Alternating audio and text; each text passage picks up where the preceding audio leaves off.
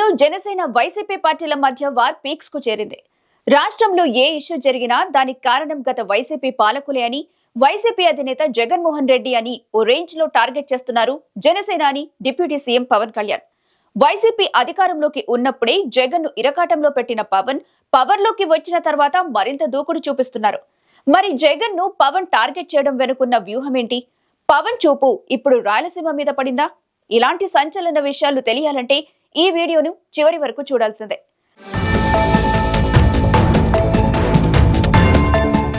కడప జిల్లా గాలివీడు ఘటనపై వెంటనే రియాక్ట్ అయిన పవన్ ఏకంగా జగన్ నే డైరెక్ట్ గా టార్గెట్ చేసి గట్టిగానే వార్నింగ్ ఇచ్చారు.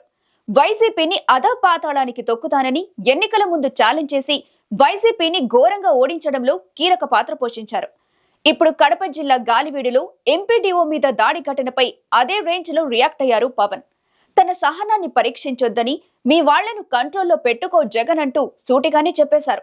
జగన్ పార్టీ వాళ్లు ఇంకా అధికారంలో ఉన్నామనే భ్రమలో ఉంటే తీవ్ర పరిణామాల్ని ఎదుర్కొంటారని హాట్ గానే హెచ్చరించారు పవన్.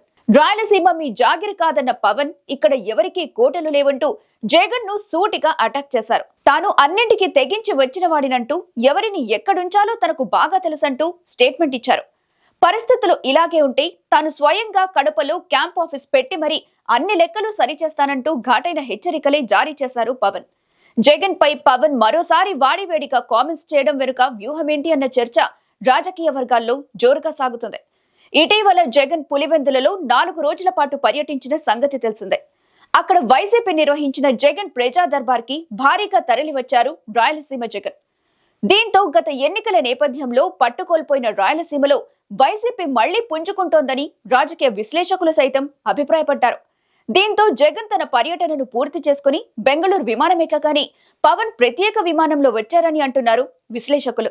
ఇక ఇదే అంశంపై మాజీ ఎమ్మెల్యే వైసీపీ సీనియర్ నేత గడికోట శ్రీకాంత్ రెడ్డి మాట్లాడుతూ పవన్ కడప జిల్లాకొచ్చి దాడికి గురైన ఎంపీడీఓను పరామర్శించడం ఓకే, కానీ కాకినాడలో జనసేన పార్టీ ఎమ్మెల్యే ఒక దళిత ప్రొఫెసర్ మీద దాడి చేస్తే అక్కడికి వెళ్లి ఎందుకు పరామర్శ కార్యక్రమాలు పెట్టలేదని, రాష్ట్రంలో ఏ ఘటన జరిగినా దానికి కారణం వైసీపీ నాయకులే అని కామెంట్స్ చేయటం పవన్ కు అలవాటుగా మారిందని, పవన్ ఇలా ఆయా దాడులు ఘటనల వెనుక పూర్వాపరాలు తెలుసుకోవాల్సిన జ్ఞానం డిప్యూటీ సీఎం కు లేదా అని ప్రశ్నించారు.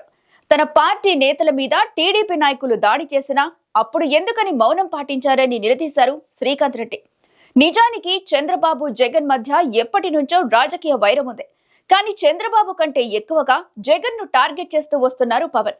ఆ మధ్య సోషల్ మీడియా కార్యకర్తల అరెస్టు సమయంలో జగన్ మాట్లాడిన తీరుపై కూడా స్ట్రాంగ్ వార్నింగ్ ఇస్తూ ఐఏఎస్ అధికారులను బెదిరించే వారిపై సుమోటో కేసులు పెడతామంటూ జగన్ ను హెచ్చరించారు పవన్. మొన్న మధ్య జగన్ సరస్వతి కంపెనీకి చెందిన భూముల విషయంలోనూ సర్వే చేయించి జగన్ ని ఇరకాటంలో పెట్టేందుకు అన్ని విధాలా ప్రయత్నించారు. దీంతో జగన్ ను పవన్ అంతలా టార్గెట్ చేయడం వెనుక వ్యూహమేంటని రాజకీయ వర్గాల్లో చర్చలు జరుగుతున్నాయి.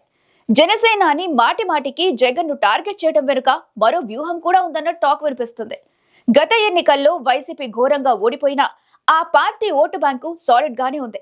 దీంతో వచ్చే ఎన్నికల నాటికి వైసీపీ ఓటు బ్యాంకును తగ్గించేందుకు ఒక వ్యూహంతో ముందుకు వెళ్తున్నారట పవన్.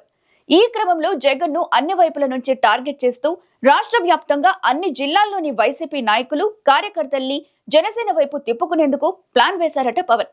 జగన్ వీక్ అయితేనే క్షేత్రస్థాయిలో జనసేన బలపడుతుందని, అప్పుడు వైసీపీకి ప్రధాన ప్రత్యర్థిగా టీడీపీ ప్లేస్ లో జనసేన వస్తుంది. అందుకే పవన్ ఎక్కువగా జగన్ ని టార్గెట్ చేస్తున్నారని రాజకీయ విశ్లేషకులు అభిప్రాయపడుతున్నారు. మొత్తం మీద జనసేనాని చూపు రాయలసీమ మీద పడిందని విశ్లేషకులు అంటున్నారు. ఈ క్రమంలో తన వ్యూహంలో భాగంగా మొదట వైసీపీకి కంచుకోటైన రాయలసీమలో జగన్ ను వీక్ చేయడానికి స్కెచ్ వేశారు పవన్. ఈ క్రమంలో కడపలో జరిగిన ఘటనను తనకు అనుకూలంగా మార్చుకున్న పవన్ జగన్ పై ఎలాంటి కామెంట్స్ చేశారో అందరికీ తెలిసిందే. రాష్ట్రంలో వైసీపీని మళ్లీ బలపడకుండా చేయాలంటే జగన్ కు రాయలసీమలోనే బ్రేకులు వేయాలని చూస్తున్నారట పవన్ కళ్యాణ్. సిచ్యువేషన్ చూస్తుంటే పవన్ కడపలో క్యాంప్ ఆఫీస్ ఏర్పాటు పెట్టినా ఆశ్చర్యపోవాల్సిన అవసరం లేదంటున్నారు. అదే జరిగితే అప్పుడు ఆంధ్రాలో పవన్ వర్సెస్ జగన్ అన్నట్టుగా నయా పొలిటికల్ వార్ స్టార్ట్ అవ్వడం ఖాయమంటున్నారు విశ్లేషకులు. మరి రాష్ట్రంలో జగన్ పొలిటికల్ ఇమేజ్ ను తగ్గించేందుకు కసిగా పావులు కదుపుతున్న జనసేనాని సక్సెస్ అవుతారో లేదో చూడాల్సిందే.